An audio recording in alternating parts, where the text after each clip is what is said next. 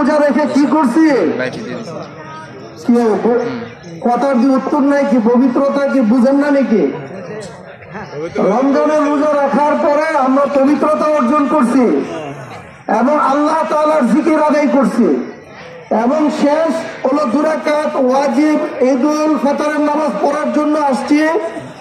আর এই ঈদুল ফিতরের 2 রাকাত ওয়াজিব নামাজ যে আমরা আদায় করব, এটাই আমাদের সফলতা। ওয়াযাকারা রাসমা রাব্বিহি ফাসাল্লা। তাহলে আমরা কি হব? সফলকাম হব, সফলতা অর্জন করব।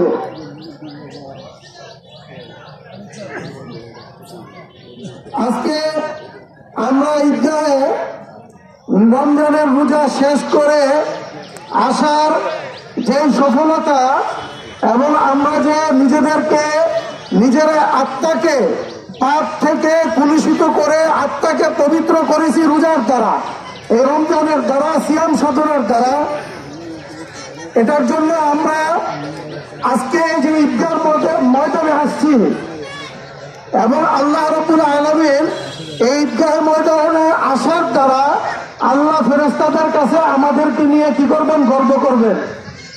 আমাদেরকে নিয়ে কি করবেন? গর্ব করবেন। সুবহানাল্লাহ বলে পিছনে যারা আছি এরা একটু কাতার করে বসলো।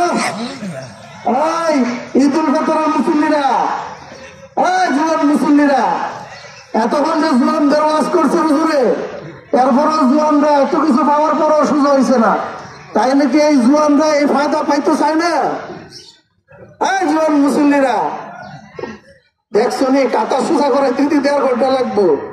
রোজার একটা কি সোজা হয়েছে না? ইত্যাদি বেহা হয়েছে।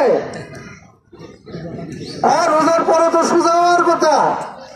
এটাতে রমজানের রোজার একটা আত্মা পরিষ্কার হয়েছে, অনাপ পরিষ্কার হয়েছে। এখন মানুষ একটু দিলটা নরম থাকবো। এখন যে হাগুদি গরম হয়ে যাওয়া যায়। আর আল্লাহ তাআলার কি মর্জি? গতকালকের তাপ, পরশু দিনের তাপ যদি থাকতো তাহলে এখনই কি এখানে বসে থাকা যাইতো? আগাই কত হুজুর নামাজ পড়ান, যে কজন আইসে যারা রয়েছে হারা থাকুক, সময় হইয়া গেছে। এত কথা বলতেছি এরপরে হারা বুঝে না। হারা কি কখন মেরে দিচ্ছে এদিকে? এইদিকে ঠেলা মারা নাকি? তোমাকে বুঝো না কি করতে আমরা ঠিক করবো কেনা? এই যুবকদেরকে কে ঠিক করবো? এতক্ষণ যে হুজুরে যুবকদের ওয়াজ করলো, এই যুবকের কোন আবাদতে কোনো কমতি ছিল না, কোনো ঘাটতি ছিল না। এখন আমাদের যুবকদের কি অবস্থা? হ্যাঁ, এদের লেগে যদি গলা ভেঙে লাগে ভিড় ঢালা হয়, তো আইন জ্বালা কি অবস্থা হইব? আজকে আমরা ঈদুল ফিতরের 2 রাকাত ওয়াজিব নামাজ আদায় করার জন্য ঈদগাহের ময়দানে আসছি। এটাই আমাদের উৎসব, তাই না? ঈদের নামাজটাই উৎসব।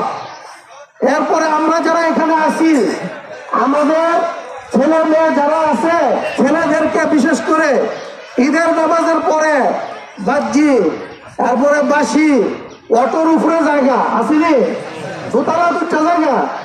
এদিকে বাপ মা জানে না যে কারফুর দোতলা তুলে আসেনি।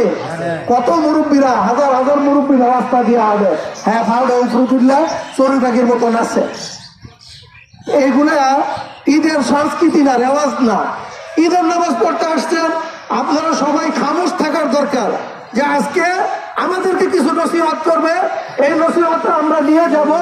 এবং আজকে আমাদের জন্য আল্লাহ তাআলা এত বড় পুরস্কার রাখছে, এত বড় পুরস্কার রাখছে, এত